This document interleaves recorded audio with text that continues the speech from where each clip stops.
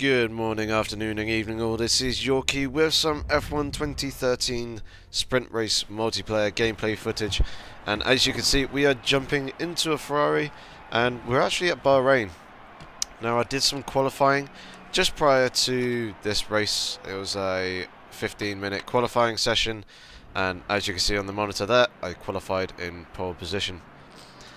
So yeah, I'll be using TrackIR for this video like I do for every Cockpit cam video now that I will be doing. We're just waiting for the players to hurry up and join the lobby. There we are. And for some reason I did initially think that this was a 25% race distance race, because you know you're doing 15 minutes of qualifying, and 15 minutes of qualifying for a 5-lap race is a little bit excessive.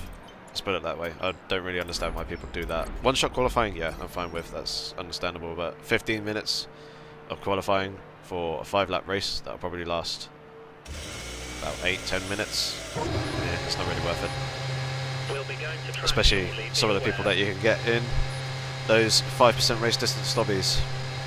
But either way, it allowed me to change my tyres for some reason, which is really odd considering qualifying is, you know, you're going to start on the tyres that you qualified on.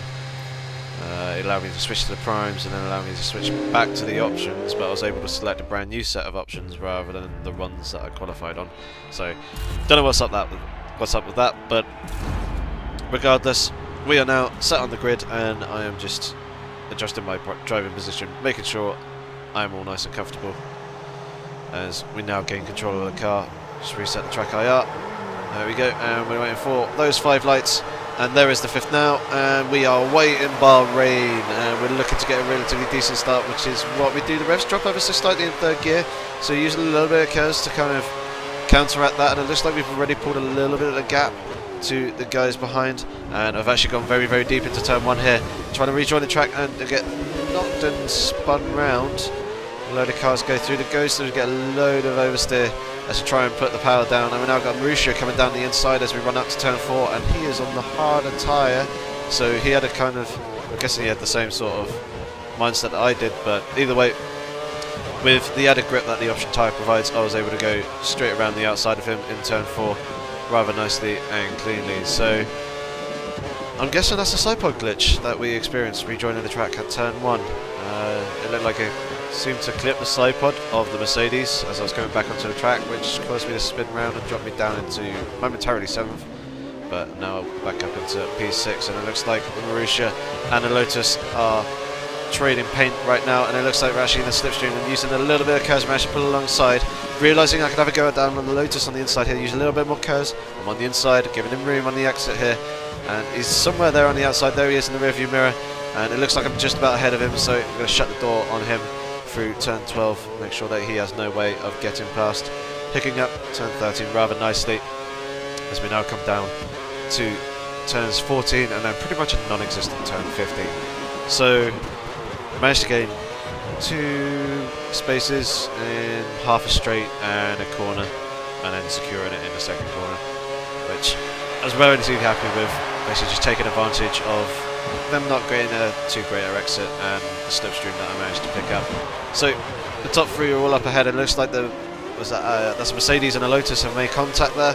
Mercedes has managed to rejoin the track just in front of me, and there's a Lotus, there it goes, is in the rearview mirrors now. So I managed to gain up to P3 because of that.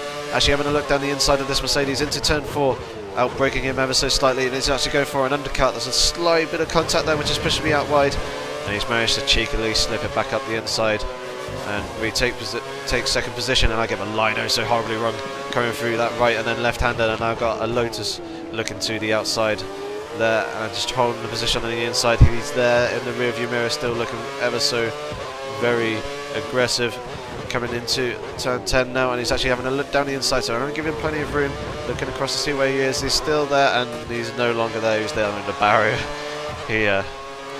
I'm guessing he got relatively large amount of wheel spin coming out of that corner and couldn't quite manage to hold it, which is a shame. It would have been nice to continue battle, but that's given me some breathing room to now attack this Mercedes, and it looks like I'm getting a much better run through turn 12, much better run actually, into turn 13, and did he just, I don't know if you saw, but in that rearview mirror, it just looked like he went and cut the inside of that corner completely. Like, went to the right-hand side of that bollard.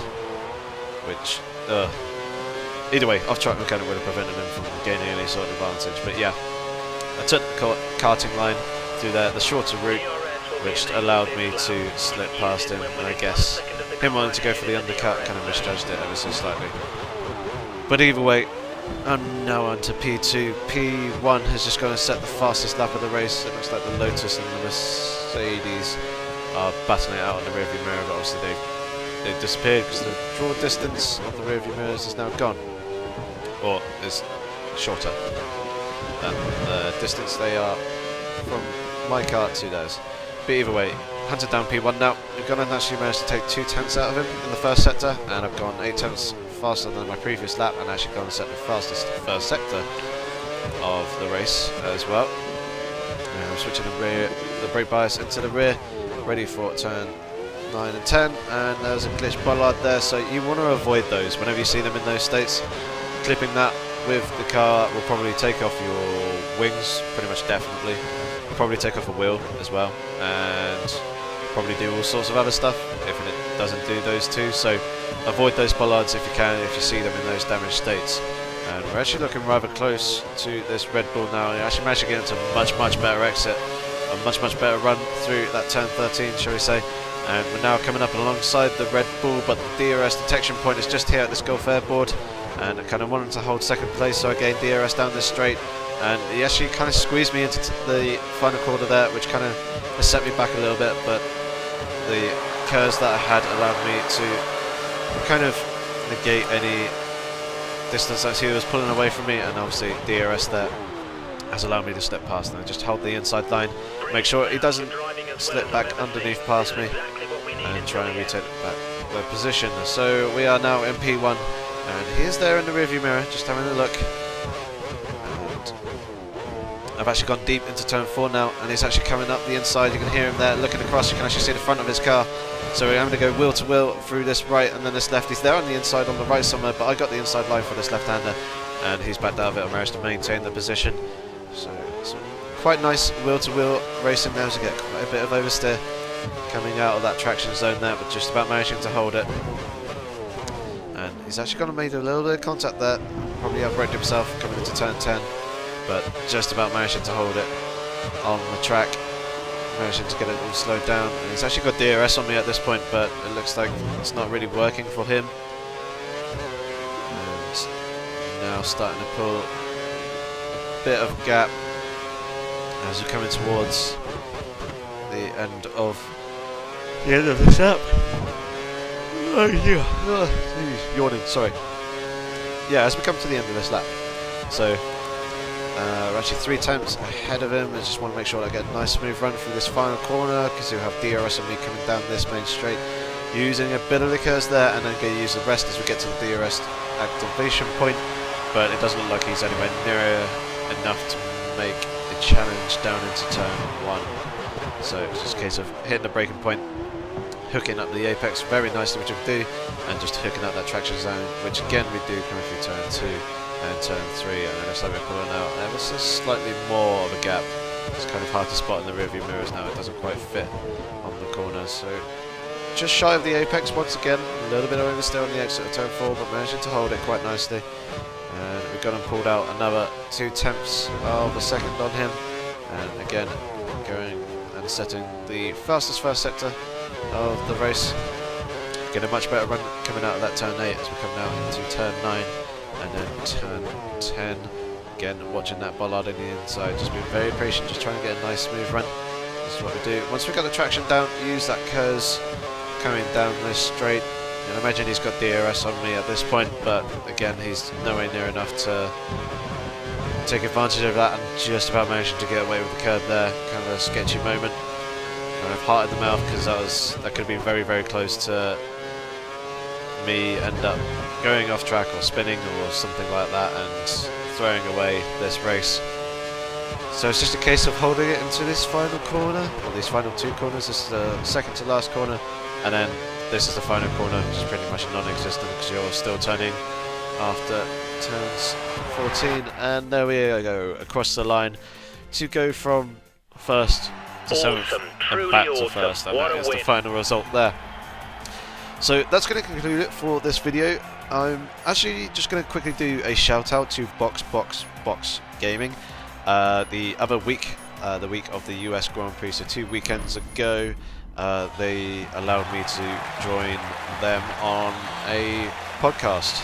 We basically talked about F1 in general and the US Grand Prix and a couple of things in the future. So if you haven't already seen that and you're not subscribed to them, check out the link that I'll leave in the description down below or on an annotation somewhere around the screen here.